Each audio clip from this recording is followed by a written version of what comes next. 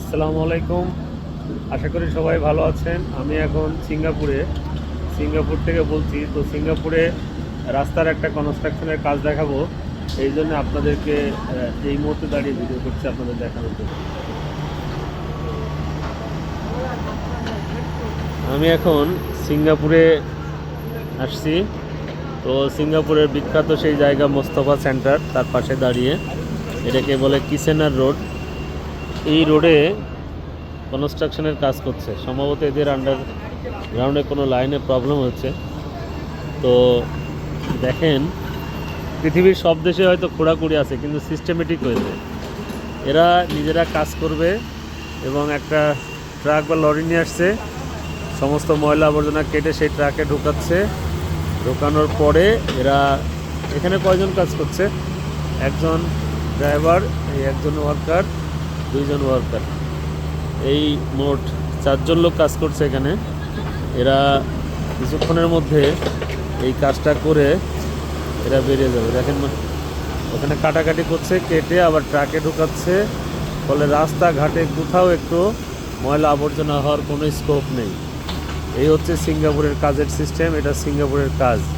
যে টাইম দিয়েছে সেই টাইমের মধ্যে এদের কাজ ঠিক করতে হবে, শেষ করতে হবে, করে এদেরকে চলে যেতে হবে। যদি একটু ডিলে করে তাহলে কিন্তু এদের বড় ধরনের পেনাল্টি আছে।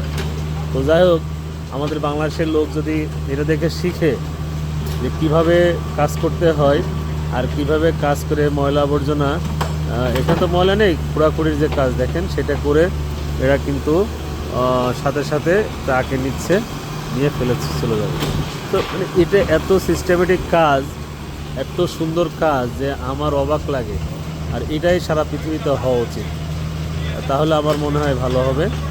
তো যাই হোক বন্ধুরা, আশা করি বাংলাদেশের লোকজন যদি কখনো এই ভিডিওটা দেখে তাহলে তারা আমার এই ভিডিওটা দেখে কাজ শিখবে, যে বাংলাদেশে কনস্ট্রাকশনের কাজ কিভাবে করতে হয়, কিভাবে করা উচিত, কিভাবে করলে টাকা কম খরচ হয়, কিভাবে করলে তাড়াতাড়ি কাজ হয়, কিভাবে করলে গর্ত খানা হয় না, কিভাবে কাজ করলে কারো ডিস্টার্ব হয় না, ধুলাবালি ময়লা জমে না, সেটাই হয়তো তার প্রমাণ।